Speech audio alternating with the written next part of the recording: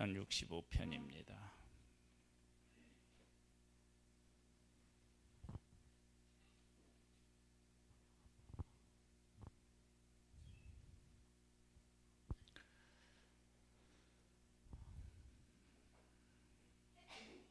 하나님이 어떤 하나님이신지를 안다. 그러면 진짜 우리 인생은 완전히 달라지고 세상을 보는 눈도 완전히 달라지게 되어 있어요. 그래서 오늘은 이 시편 65편 1절에서 13절 말씀을 가지고 하나님의 하나님 되심, 다윗이 쓴 시인데요. 다윗은 어떤 하나님을 만나느냐 보겠습니다. 하나님이여 찬송의 시온에서 주를 기다리오며. 찬송이 시온에서 주를 기다린대요. 이건 하나님께서 어떤 일을 하시는데 그 일이 찬양받기에 합당한 일을 하시고, 그리고 그 일이 온전히 이루어져서 찬양할 수밖에 없도록 되어서 오시면 그 하나님을 내가 찬양하기 위해서 어떻게 해요? 기다리고 있다. 이것은 확신, 온전함 이런 것들이 다 내포되어 있습니다. 우리가 이제 지금은 그것들이 조금 이제 덜 하기는 하지만, 우리 어렸을 때는 올림픽 나가서 금메달을 딴다는 게 엄청난 일이었어요. 그래서 올림픽에 가서 금메달을 따면은요, 김포 공항에서부터 어디까지 막 이렇게 카퍼레이드 하고 막 국민들이 쫙 서서 막 태극기 막 흔들고 그랬다고요. 이제 그런 걸 좀 연상해 보면 알아요. 그러니까 이렇게 금메달을 따고 돌아온 것처럼, 그러니까 완성되어 있는 것들을 기다리는 것처럼 하나님이 일하신다 그러면 그 일이 진행 중이라 할지라도 그것은 온전히 이루어질 일이기 때문에 어떻게 해요? 찬송이 되어서 기다리고 있는 거예요. 그러니까 하나님이 어떤 하나님이신지를 알아야 이게 가능해지는 거죠. 그래서 이런 것들은 어디에서도 이렇게 찾아볼 수 있냐면, 아브라함이 이삭을 번제로, 하나님이 아브라함에게 이삭을 번제를 드리라 할 때 드리잖아요. 그 일에 대해서 뭐라고 말씀하시냐면, 하나님께서 이미 이삭으로 말미암아 후손을 주시겠다고 약속하셨다. 그래서 이삭을 번제로 드려도 하나님은 이를 부활시켜서 자손을 낳게 만드실 것이다. 그것을 믿고 번제를 드리기 위해서 나아가고 번제를 드리기 위해서 행동하는 거예요. 그것이 바로 뭐냐면 찬송이 기다리고 있는 거예요. 그러니까 우리들에게도 하나님을 알면 그런 하나님이신 것을 우리가 믿게 되고, 그러면 평안하게 되고 찬양도 하게 되고 감사도 하게 됩니다. 사람이 서원을 주께 이행하리이다. 한나가 뭐냐면은 아들을 구하는데 하나님이 아들을 주시잖아요. 그리고 그 아들을 하나님 앞에 바쳐요. 그렇죠? 그러면 한나가 사무엘을 바쳤지만 그 주체는 누구냐면 하나님이 주시고, 하나님이 안 주셨으면 바치겠다고 얘기를 한 한나의 얘기는 아무런 의미가 없는 거예요. 그러니까 서원을 주께서 이행하게 하신다라고 하는 것은 하나님께서 가장 중요한 주체가 되셔서 그 일을 지금 하고 계시다. 그러니까 우리가 아무리 하나님께 우리가 이제 서원을 하고 그것을 이행하려고 한다 할지라도 하나님이 허락하시지 않으면 그건 그렇게 할 수가 없는 거예요. 그런 하나님을 보는 거예요. 그 다음에 기도를 들으시는 주여 모든 육체가 주께 나아오리이다. 하나님은 우리의 기도를 들으시는데, 들으신다라고 하는 것에는 살아계신 하나님에 대한 확신이 있는 거예요. 엘리야도 갈멜산에서 하나님 앞에 제사를 드릴 때 하나님이 응답하실 것을 알죠. 그리고 하나님 앞에 제사를 드리고 또 하나님 앞에 기도하고 이런 것들이, 그러니까 기도한다는 것은 살아있다는 거예요. 하나님이 살아 계시다는 거예요. 그 다음에 모든 육체가 주께 나오리다. 왜냐하면 하나님께서 기도를 들으시고 그 기도에 응답하셨는데 그 응답하신 기도 내용을 딱 들여다보니까 다른 데 어디 가면 안 될 것 같아. 최고의 응답을 해주시는 하나님, 그런 하나님을 아는 거예요. 그 다음에 하나님의 일하심 중에서 가장 으뜸이 되는 것이 도대체 뭐냐? 그러면 3절에 보면 이렇게 나왔어. 죄악이 나를 이겼사오니 우리의 허물을 주께서 사하시리이다.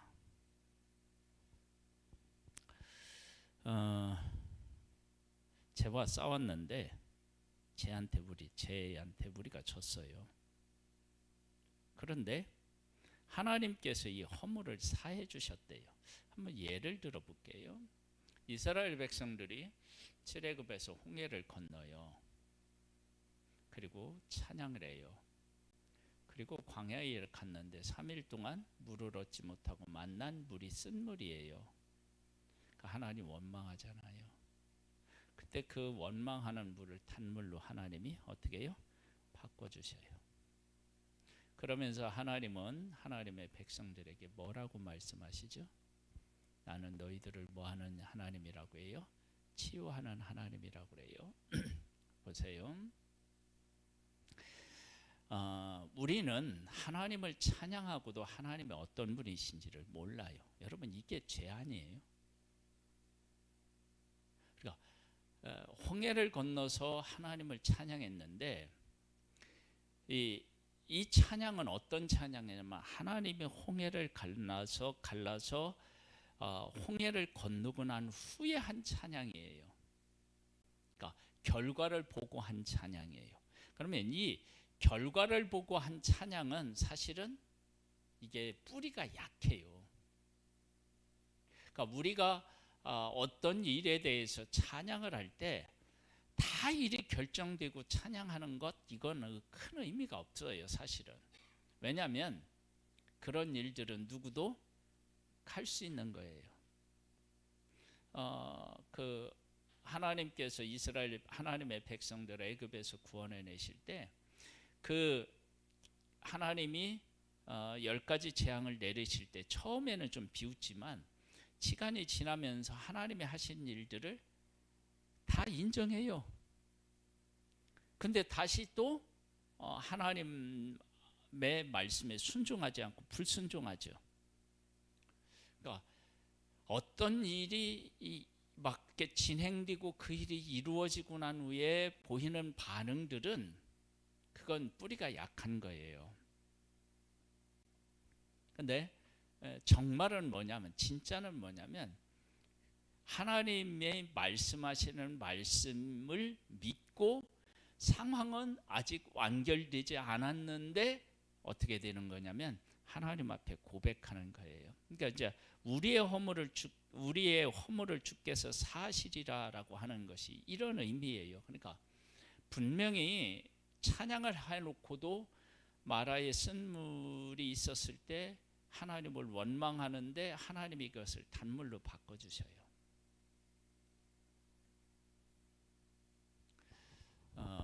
우리들은 오늘 그 새벽에도 우리가 나누었는데 우리들은 하나님 앞에 무엇을 기도를 하잖아요. 뭐 달라고 요구. 이스라엘 백성들은 왕을 요구하는데요. 그런데 그 왕을 요구하는 그것이 어떤 의미가 있는지도 잘 몰라요. 그리고 우리가 구한 것은 반드시 문제가 있어요. 뭐냐? 하나님께서 이스라엘 백성을 다스렸어요. 그 다스림을 잘 받으면 되는데 왕을 요구해요. 그 왕을 요구하는 일에 하나님이 전적으로 은혜를 베풀어 주시는데도 실패해요. 결국은 누가 이스라엘 백성을 다스려야 되냐면 하나님이 다스려야 되는 거예요. 그러니까 왕은 실패하는 거예요. 실패. 그러니까 우리가 하나님 앞에 구해서 어떤 응답을 받아도 그 받은 응답이 올바르게 제대로 그것이 우리들 가운데 관리되지 않아요. 그러니까 내가 하나님 앞에 이렇게 돈을 구하거나 명예를 구하거나 뭐 어떤 지위를 구하거나 뭐 합격을 구하거나 다 구할 수 있어요. 근데 그런 것들을 하나님이 응답해 주시면 내가 합격했어. 그러면 합격해 주신 그 일에 대해서 하나님이 응답해 주셨다. 그러는데 그 응답을 받은 내가 합격해서 그 살아가는 삶에 하나님 앞에 합당하게 그 삶을 살아낼 수 있나요? 아니요, 안 돼요. 그게 그런 것들이 우리에게 잘 안 된다고요. 그래서 어떻게 되느냐? 그 일에 대하여 하나님이 은혜를 베풀어 주셔서 다시 선하게 만들어 주셔야 돼요. 그거 외에는 없어요. 그 다음에 볼까요? 4절 말씀 보면 주께서 택하시고 가까이 오게 하사 주의 뜻에 살게 하신 사람은 복이 있나이다. 그러니까 허물의 사함을 받고 죄의 가리우심을 받은 자는 어떻게 해요? 복이 있다고 그랬잖아요. 그러니까 하나님께서 택하시고 하나님께 가까이 오게 하여서 하나님을 섬길 수 있는 사람은 복이 있는 거예요. 우리가 주의 집 곧 주의 성전의 아름다움으로 만족한다. 하나님의 집에 간다라고 할 때 이런 것을 알 수 있어요. 이런 것들로 설명이 가능해져요. 하나님의 백성이 애굽에서 나와서 광야로 가는데 광야에서 계속 원망을 해요. 그래서 하나님의 백성도 광야에서 죽은 사람이 몇 명이에요? 남자만 60만 명이고 거기에 또 여자들도 다 포함이 되겠죠. 그러니까 뭐 최소한도 몇 명이라고 할 수 있어요? 120만 명은 죽었다고 할 수 있겠죠. 그렇죠? 그렇게 다 이렇게 죽는데 그들이 어디를 향해 가고 있느냐면 약속의 땅으로 향해 가고 있어요. 그러니까 원망하고 죽고 방황하고 있는 것 같은데 그들이 어디로 가고 있느냐면 하나님이 약속하신 땅으로 가고 있어요. 이게 놀라운 은혜예요. 그러니까 우리들이 하나님의 약속하는 곳으로 간다라고 할 때 그것이 우리의 의로움으로 가는 게 아니라 그와 같은 하나님의 은혜와 긍휼을 따라서 우리가 그곳을 향하여 어떻게 되냐면 나아가는 거예요. 정말 놀라운. 그래서 하나님의 백성들이 광야를 통과해서 애굽에서 나와서 광야를 통과해서 약속의 땅에 들어갔다라고 하는 것이 이게 하나님의 얼마나 큰 은혜인지 몰라요. 그런 은혜가 하나님의 택함을 받은 사람들에게 있는 거예요. 이들이 이것으로 끝난 것이 아니라 나중에 이 백성들이 하나님의 말씀대로 살지 않아 바벨론의 포로로 잡혀 갔다가 70년 만에 다시 어떻게 해요?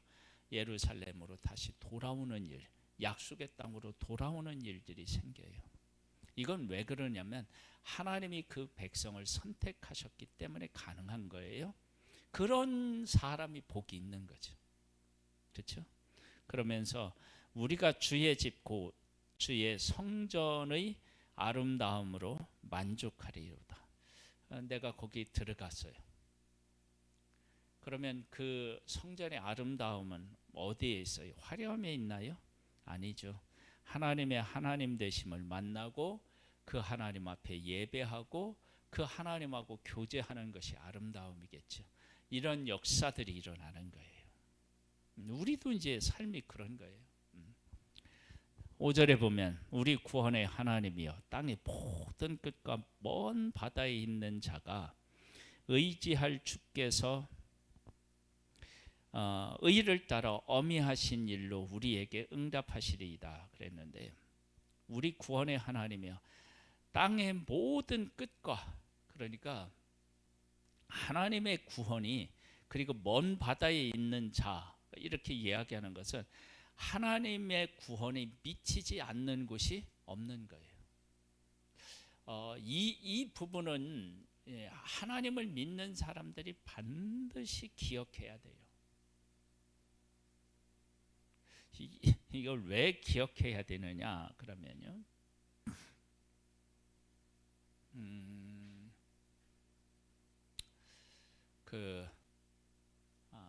모르드게가 하만에게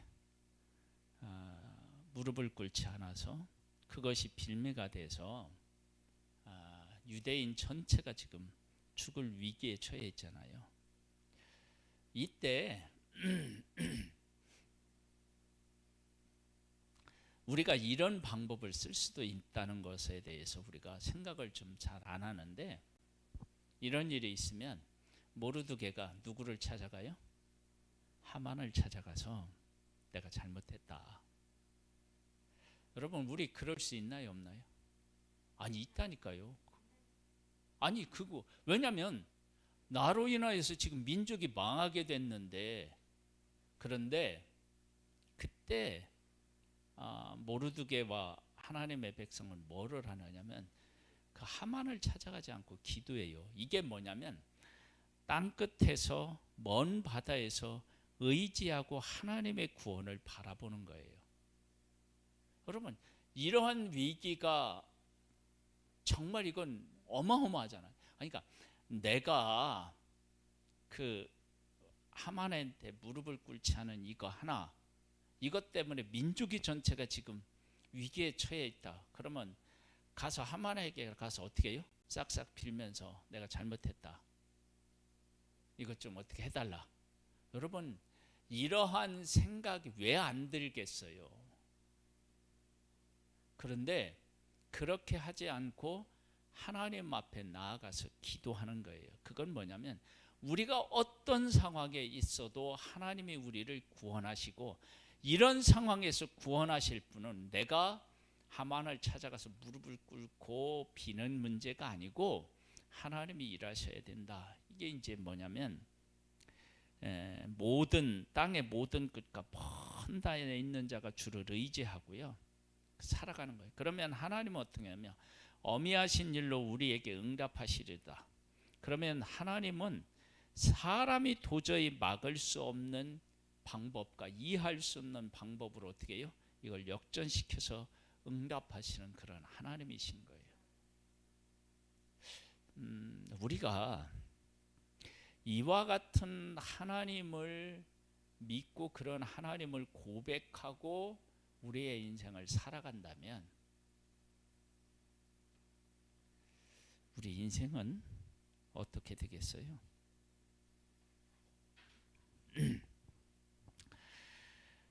주는 주의 힘으로 산을 세우고, 왜 어떻게 일이 가능하느냐? 주는 주의 힘으로 산을 세우시고 권능으로 띠를 띠신대요. 하나님이 산을 세우시면 산에 있고요, 바다를 하나님이 있게 하시려고 하면 바다가 어떻게 해요? 있는 거예요. 하나님께서 풀무불에 던져진 자들을 머리털 하나도 그슬리지 않게 하시려면 하실 수 있는 분이고요, 굶주린 사자굴에 집어 던져 넣어도 하나님께서 털끝 하나도 상하지 않게 하실 수 있는 분이 하나님이시다. 그런데 이런 믿음을 가진 사람의 고백은 또 의미가 있어요. 우리가 이걸 잘 알아야 돼. 다니엘의 친구들은 뭐라고 고백하죠? 하나님이 우리를 풀무불에서 건져주실 것이다. 그러나 그리 아니시 하실지라도 나는 하나님을 섬기겠다.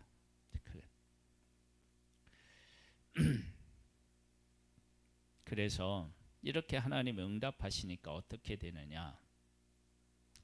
바다의 설렘과 물결의 흔들림과 만민의 소유까지 어떻게 해요? 다 진정해. 그러니까 하나님이 일하실 때 그 길을 막을 수 있는 건 아무도 것도 없어요. 예수님이 이 땅에 오실 때 어떻게 되죠?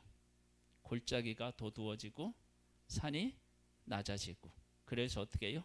평지가 돼요. 이것은 주님이 오실 길을 그 어떤 것도 막을 수 없다는 거예요.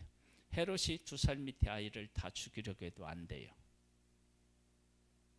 그렇죠? 그 다음에 사탄 마귀가 예수님을 유혹해서 시험해서 넘어뜨리려고 해도 안 돼요. 주님은 이 우리 안에 오셔서 그 뜻을 이루어 가신 분이에요. 어떤 것도 막을 수 없어요. 그래서 주님의 일하심은 그 어디게 되냐면 뭐 골짜기니 뭐 높은 산이는 이런 게 없는 거예요. 평지. 왜? 그분이 산을 만드시고 강을 만드시고 바다를 만드신 분이야.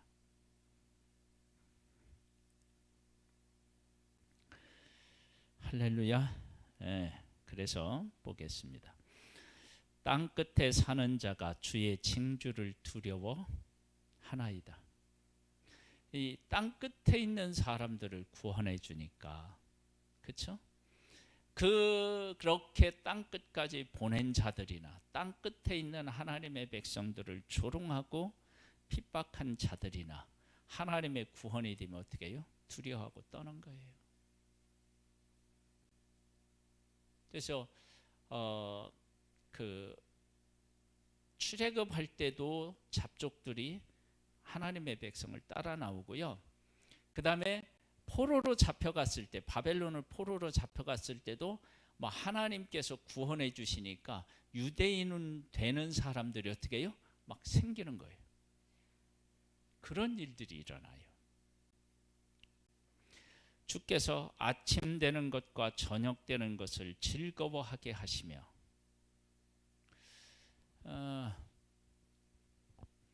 고민과 걱정과 근심이 있으면 아침이 되면 아침에 걱정이고요, 저녁이 되면 어떻게 해요? 저녁에 걱정이 돼요. 근데 이게 반대예요. 어떻게 하냐면 주께서 아침 되는 것과 저녁 되는 것을 즐거워하게 하시며, 그러면 이게 뭐냐면 우리 안에 있는 문제들이 주요 안에서 어떻게 해요? 다 해결되어서 근심 걱정할 일이 없는 거예요. 기쁨으로 가득 차는 거예요. 땅을 돌보사 물을 대어 심히 윤택하게 하시며 하나님의 강에 물이 가득하게 하시고 이같이 땅을 예비하신 후에 그들에게 곡식을 주시나이다. 뭐냐? 이걸 내가 곡식을 거두는 이 일을 가지고 내가 설명을 해볼게. 그러면서 하나님께서 땅을 돌보는데, 땅을 돌본다는 얘기는 어떤 일이냐면 땅에 물이 와서 땅에서 자라게 하는 것, 그리고 강이 있다 그러면 강에 있는 것, 그런 것들이 다 조화를 이루어서 땅이 해야 할 역할은 뭐예요? 물이 와서 뭐 이렇게 곡식이 자라서 풍성한 수확을 얻고 이런 거잖아요. 그러한 일들이 온전하게 이루어지도록 하나님이 다 주관하시는 것처럼 그렇게 우리의 삶을 주관하신다. 그러면서 10절에 이렇게 말씀하셔요. 주께서 박호랑의 물을 넉넉히 대사 그 이랑을 평평하게 하시며 또 단비로 부드럽게 하시고 그 싹에 복을 주시나이다.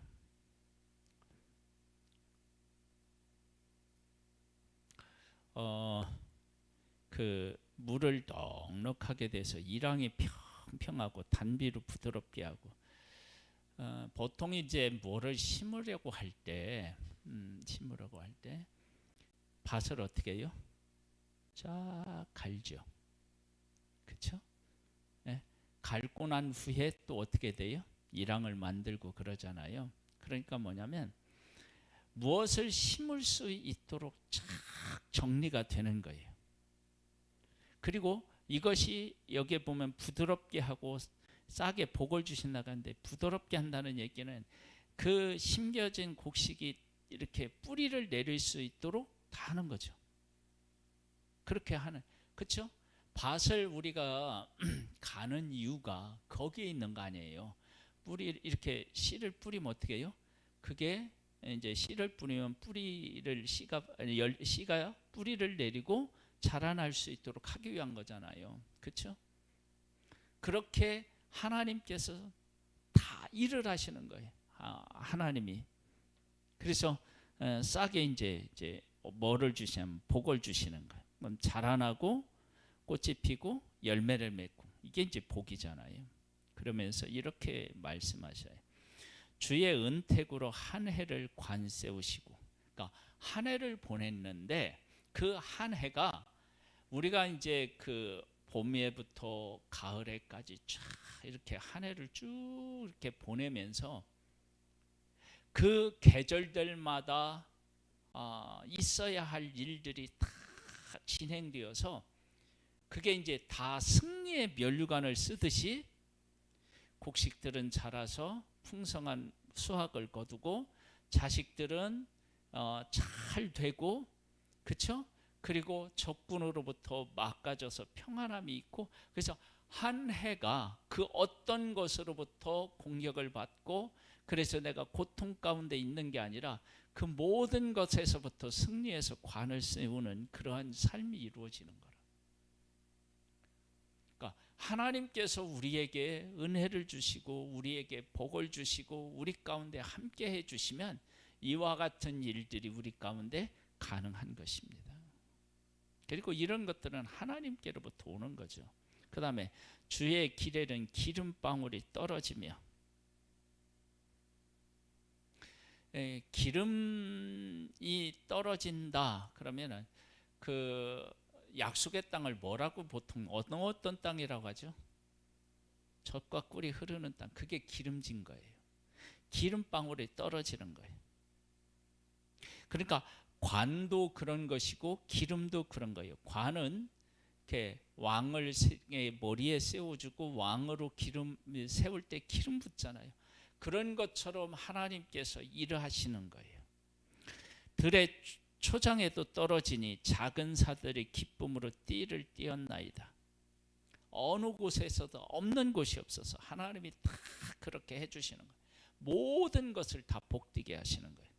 초장은 양떼로 옷 입었고 골짜기는 곡식으로 덮였으며 그들이 다 즐거이 외치고 또 노래하나이다.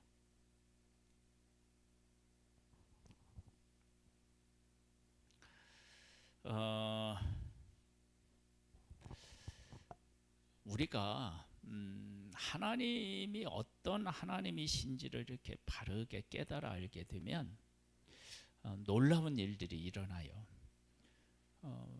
방송실 그 하나 영상을 좀 하나만 찾아봐 주실래요? 그 물에 대한 얘기인데요. 물에 대한 얘기인데 하여간 그 제목이 하여간 물 한번 쳐보세요.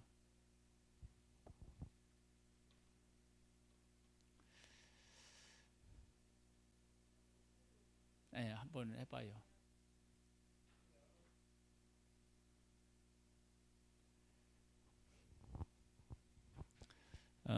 이 영상은요, 우리만 봅니다.